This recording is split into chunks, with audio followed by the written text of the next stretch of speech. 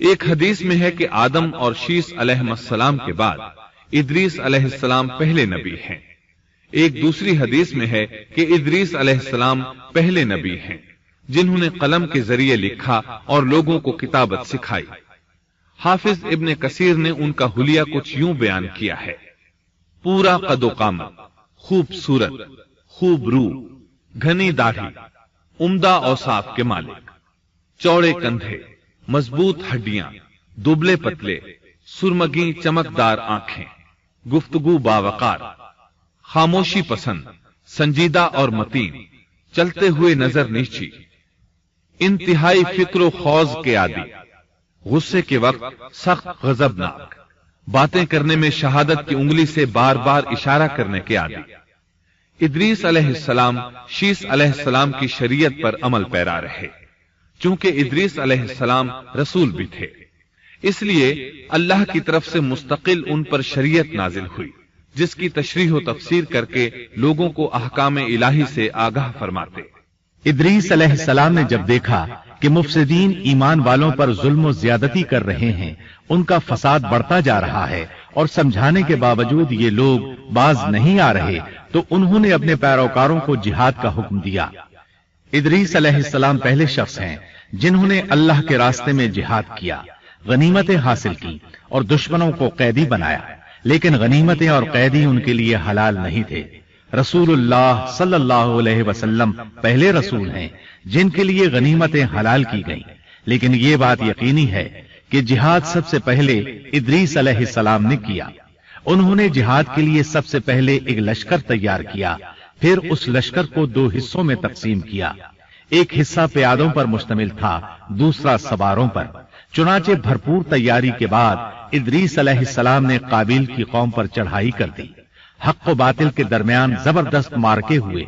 آخرکار ادریس علیہ السلام نے انہیں گھٹنے ٹیکنے پر مجبور کر دیا، ان کا بہت سا مال و اسباب لوٹ لیا اور لوگوں کو قیدی بنا لیا۔ اللہ تعالیٰ نے ان تمام باتوں کا ذکر نہیں فرمایا، بلکہ اللہ نے ان کی سیرت کے بارے میں اپنی کتاب قرآن مجید میں اشارتاً ذکر فرمایا ہے۔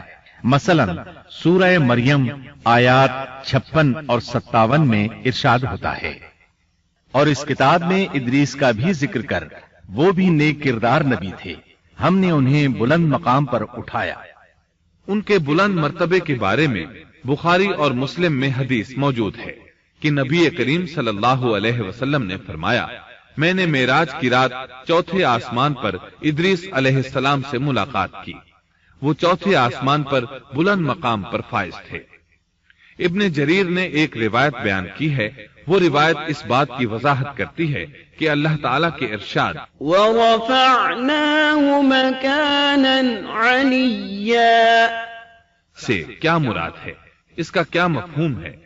ابن جریر کے علاوہ دیگر بڑے بڑے مفسرین اور مورخین نے بھی اس روایت کو ذکر کیا ہے، لیکن اس کی کوئی صحیح سند نہیں مل سکی۔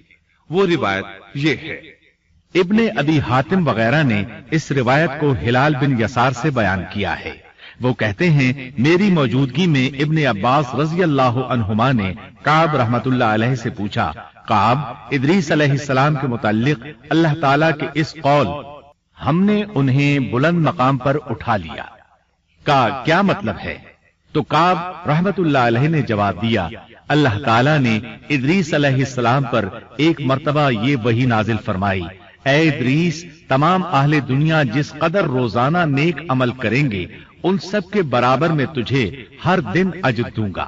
ادریس علیہ السلام نے یہ سنا تو انہیں خواہش محسوس ہوئی کہ میرے اعمال میں روز افزوں اضافہ ہو، اس لیے عمر کا حصہ طویل ہو جائے تو اچھا ہے۔ انہوں نے وحی الہی اور اپنے اس خیال کو ایک رفیق فرشتے پر ظاہر کر کے کہا، اس معاملے میں موت کے فرشتے سے گفتگو کرو تاکہ میں نیک اعمال کا زیادہ سے زیادہ وقت حاصل کر سکوں۔ اس فرشتے نے جب یہ سنا تو ادریس علیہ السلام کو اپنے بازوؤں پر بٹھا کر لے اڑا۔ جب یہ چوتھے آسمان سے گزر رہے تھے تو موت کا فرشتہ زمین پر آنے کے لیے اتر رہا تھا، وہیں دونوں کی ملاقات ہو گئی۔ دوست فرشتے نے موت کے فرشتے سے ادریس علیہ السلام کے بارے میں گفتگو کی۔ موت کے فرشتے نے دریافت کیا، ادریس علیہ السلام کہاں ہیں؟ اس نے کہا، میری پشت پر موت کا فرشتہ کہنے لگا، مجھے اللہ کی طرف سے یہ حکم ملا ہے کہ چوتھے آسمان پر ادریس علیہ السلام کی روح قبض کروں۔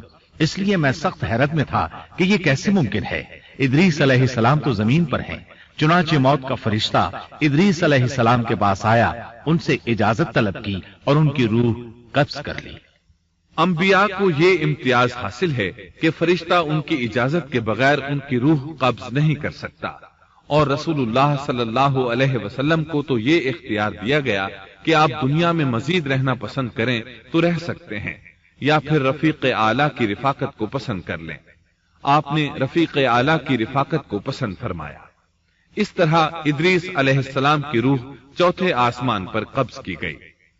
انہیں بھی عیسیٰ علیہ السلام کی طرح آسمان پر اٹھایا گیا۔ فرق یہ ہے کہ عیسیٰ علیہ السلام کی روح قبض نہیں کی گئی۔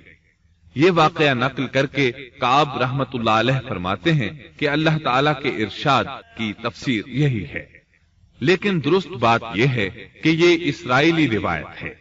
ادریس علیہ السلام کی وفات ہو گئی تو لوگ فساد میں اور بڑھ گئے، ان میں شر پھیل گیا، تاہم وہ توحید پر قائم رہے۔ بت پرستی کا ان میں کوئی شعور نہیں تھا۔ لوگ آدم علیہ السلام کی وفات کے 1000 سال بعد تک توحید پر قائم رہے۔ ان میں فسق و فجور ضرور تھا، لیکن شرک نہیں تھا۔ اللہ تعالیٰ کے اس ارشاد دراصل لوگ ایک ہی امت تھے کا یہی مطلب ہے۔